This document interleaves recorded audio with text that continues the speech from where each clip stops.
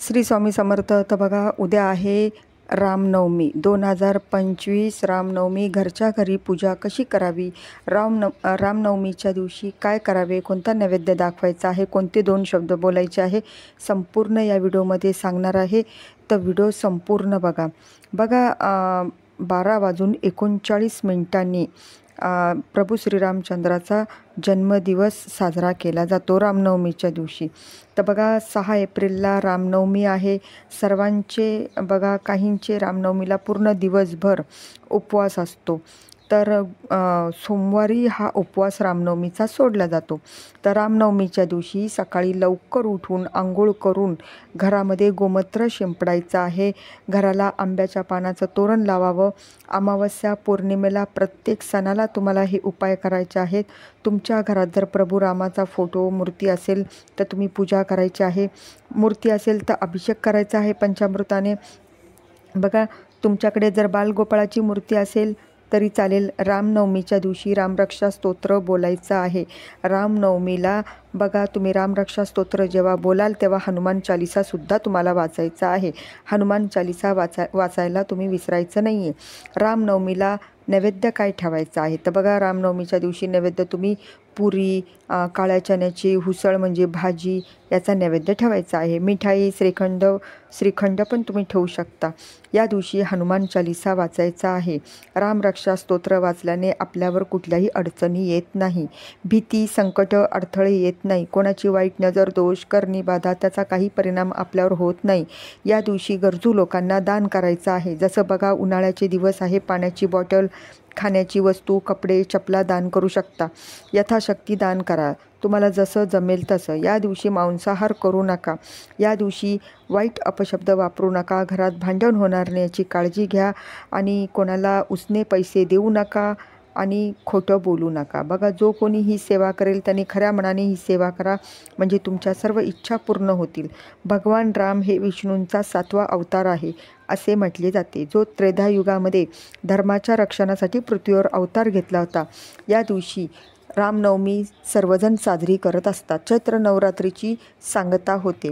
बघा, भगवान रामाने लंकेश्वर विजय मिळवण्यासाठी माता दुर्गेची उपासना केली होती. रामनवमीला तुम्ही बालगोपाळाची जशी पूजा करता तशीच तुम्हाला पूजा करायची आहे. रामरक्षा स्तोत्र हे 1 ते 9 ओव्यापर्यंत आहे.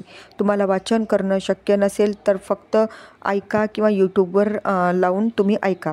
बघा, आपल्या मुलांची प्रगती होत नसेल तर आपल्या मुलांच्या डोक्यावर तुम्हाला हात ठेवून रामरक्षा स्तोत्र बोलायचं आहे.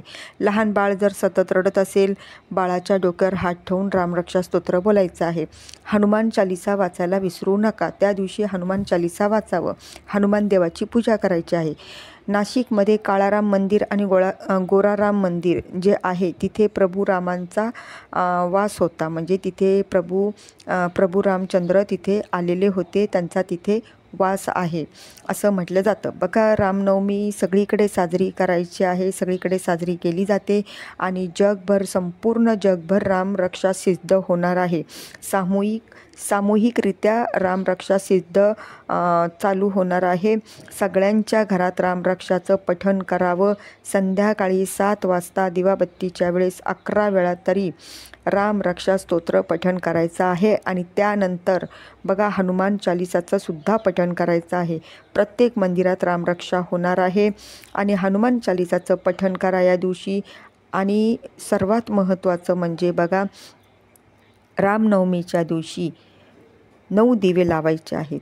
तर ते 9 दिवे कुठे लावायचे आहेत, तर बघा, या दिवशी 9 दिवे लावायचं आहे. कारण 9 दिव्यांचं खूप महत्त्व आहे. 9 दिवे लावून जे काय श्रीरामांचा फोटो असेल किंवा बालगोपाळाची मूर्ती असेल तर ते 9 दिवे तुम्हाला देवांपुढे दिवाबत्तीच्या वेळेस लावायचे आहे. आणि त्या 9 दिव्यांनी तुम्हाला प्रभू रामांना किंवा बालगोपाळाला, म्हणजे तुमच्याकडे जर प्रभू श्रीरामचंद्राचा फोटो असेल तर प्रभू रामचंद्राच्या फोटोला किंवा बालगोपाळाच्या मूर्तीला तुम्हाला त्या 9 दिव्यांनी ओवाळायचं आहे. नंतर ते दिवे तुम्हाला बाहेर ठेवायचे आहेत. तुम्ही घराच्या बाहेर म्हणजे खिडकीवर, ओट्यावर, तुमच्या दारात, तुमच्या उंबरठ्यात असं तुम्हाला दिवे ठेवायचे आहे. तुळशी मातेजवळ दिवा ठेवायचा आहे. अशा प्रकारे तुम्हाला ते दिवे ठेवायचे आहे आणि दिवे ठेवताना कोणाचा हात धक्का लागणार नाही, विझणार नाही याची काळजी घ्या. आणि बघा सर्वात महत्त्वाचं, रामनवमीच्या दिवशी बघा तुम्हाला हे 2 शब्द बोलायचे आहेत. जय श्रीराम, जय श्रीराम असं बोलायचं आहे. हे 2 शब्द बोलल्याने आपल्या सर्व म्हणजे जे काय पापांचा नाश होईल आणि सर्व अडचणीतून तुम्ही बाहेर पडाल, सर्व पापांचा नाश होईल. तर बघा प्रभू श्रीरामचंद्राचा जन्मदिवस म्हणून साजरा होणार आहे आणि त्यामुळे रामरक्षा सिद्ध पण संपूर्ण जगभर होणार आहे. तर रामनवमीच्या दिवशी तुम्ही रक्षा स्तोत्र नक्की वाचा आणि हनुमान चालीसा वाचायला विसरू नका. जी सेवा सांगितली आहे, जे उपाय सांगितले आहेत ते तुम्ही नक्की करा आणि संपूर्ण जगामध्ये, संपूर्ण जगभर रामरक्षा स्तोत्र वाचल्या जाणार आहे. सर्व मंदिरात रामरक्षा सिद्ध होणार आहे. तर बघा तुम्ही पण तुमच्या घरामध्ये रामरक्षा स्तोत्र आणि हनुमान चालीसाचं पठण करा. व्हिडिओ आवडला असेल तर लाईक करा. बघा तुम्ही व्हिडिओ बघता पण सबस्क्राईब करत नाही, तर सबस्क्राईब करा. तुम्हाला सबस्क्राईब करा आणि लाईक करा. बघा तुम्हाला काही पैसे लागत नाही सबस्क्राईब करायला, तर सबस्क्राईब करा.